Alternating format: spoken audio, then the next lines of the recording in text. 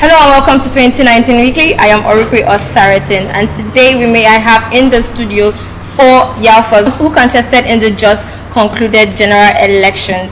And we're going to start from the left. Please, can you introduce yourself? Okay, my name is Joseph Labar Bapivang. I contested for House of Rep in Panshin, Kanki Federal Constituency of Plateau State. Okay, you're welcome. I am Chikas Kumle. I ran on the platform of the SDP to represent Panshin South constituency in the Plateau State House of Assembly. Okay. I'm Zainab Suleiman Umar. I ran for Kano State House of Assembly, Kumboso constituency. My name is Christian Jato. I ran for Sanga constituency in Kaduna State. Okay, you're all welcome to the studio. Thank you. So we're going to start off with the question, your experiences so far. What would you say the whole experience, would you say it was stressful, you wouldn't want to go for this anymore? Okay, for me, I feel this is just the starting point, because number one is this was like a test ground, and we got to know our popularity, we got to gain a lot of experiences. As far as I'm concerned, this is just a starting point. We're going to contest for office come next election 2023. Okay. Yeah. For me, generally, I would say it was interesting because I got to learn a lot of things. I got to meet a lot of people, and then I got to understand also some of the issues within my constituency that before I really didn't understand. So the experience was worth it. There was a part that was stressful, there were interesting parts, so everything was all mixed up, and I have no regrets for contesting. Okay. Well, to me, I would say it was an interesting experience, and also it's a lesson learned which is going to help us come 2023, because most of the mistake we made in 2019, we are not going to repeat such mistake in 2023, and I take it as just the starting point, because 2023 is going to be a new process, and definitely we are going to run again. Even if we did not emerge winners, we keep on running, because when you keep doing something, God is with you. Yes. Yeah, I would say the experience was exciting, it was challenging, but in whole, it was invaluable experience we gained from this process. Trust me, I really would want to run for office again. Okay.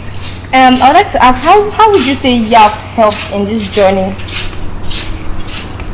Well, I would say YAF helped a lot, because based on the way, as a young person coming up into the political system, if you don't have people that can mentor, or should I say that can put you on what you are doing, it gives you more problem.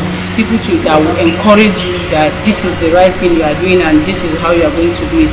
Based on the capacity building programs and also some of the programs we have had with them, it gives me more encouragement for me to keep pursuing what I'm doing.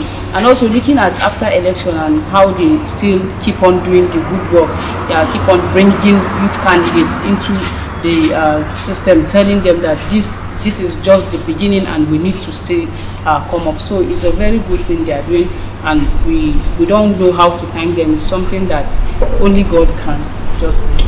Okay, Mr. Labar.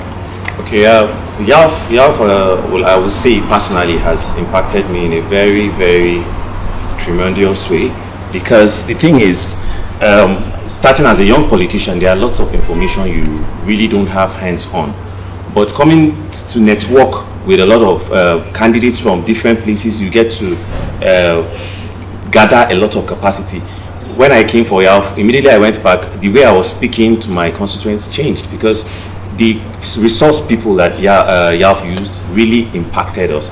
And I really appreciate YAF, because they've been consistent, they were ready to listen to us. You know, in politics, when you have somebody that listens to you, it's something that really goes a long way. YAF was always ready, their phones were always on, you call them, they answer, and they give you advice on what to do.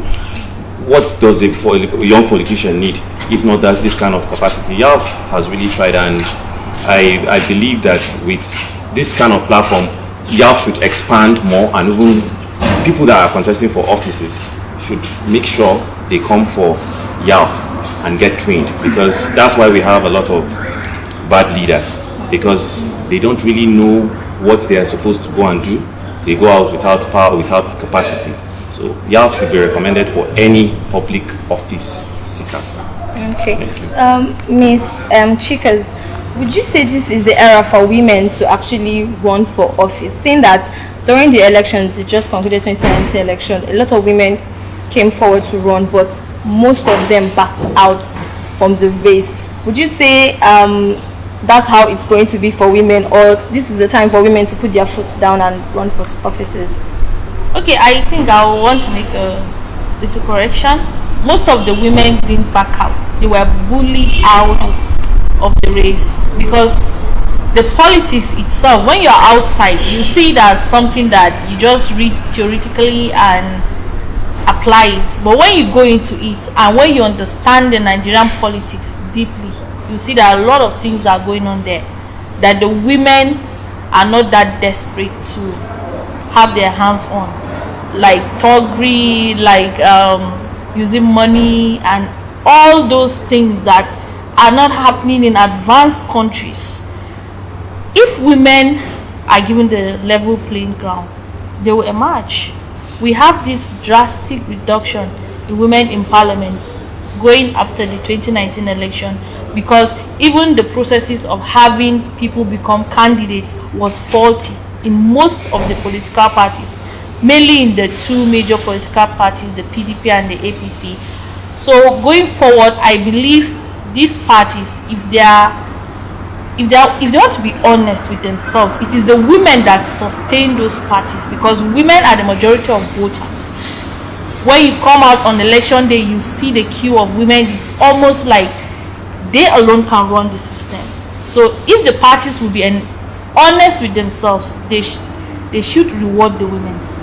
They should give them a chance, give them tickets, and then the issue of monetizing the system should be reduced because women don't have the financial muscle to compete with the men. But we have the intellect, we have the capacity, and if we're given the chance, we're going to bring on board practical solutions to the issues facing our country. So women are the best thing that will ever happen to our country. We've changed parties, we've changed people, but what we've not tried is women. So going forward, having more women on board will be the best thing.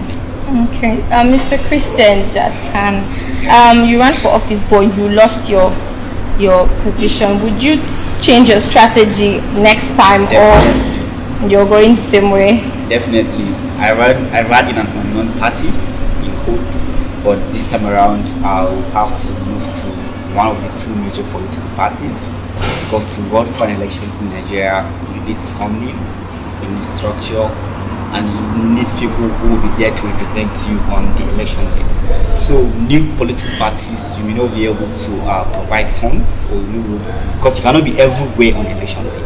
So running an election in Nigeria is quite expensive, and if you're not in one of these two major political parties, trust me, you may not make it. So I'm definitely moving to one of the major political parties, and I will run again.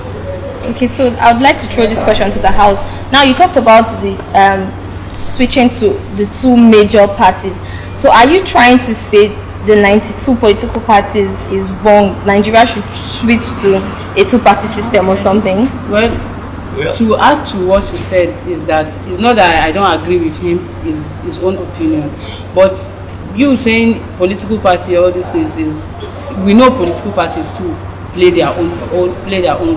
But what if truly want to fight for 2023, there are some things we need to do. You can't just go into political party for now. What you need to do is to get into the grassroots for them to understand what you have for them. Do community work. Look at the problems of your constituency and try as much as you can to find solution for them, because they will know that yes, this person did not emerge winner in the 2019 election, and he's still helping us and doing what he needs to do, even if he became victorious in the election. So they understand that okay, 2023 when you come, they are definitely going to maybe work for you for that 2023 election. So again, adding up, we know parties too play their own role, but these two major political parties, if truly we said yes, it has to be these two major political parties, I guess we are not making the change. what thing we need to do now is for people to understand that it mustn't be these two major political parties. There are other parties which they have their manifestos are ready to help the people. So you start what you know is best for you, because even if you work very hard and your constituents are ready to vote for you, those two major political parties you are talking about will even look for you if definitely they know you are going to emerge victorious when you even run under another party. So I guess this is based on my own opinion. All right, and well, you heard it from the horse's mouth. The best time for you out there to run, win, and impact is now. And unfortunately, that's all we can take today on 2019 Weekly. Don't forget to keep it locked with us on all our social media pages and leave your comments below on the comment section. Have a good day. Bye.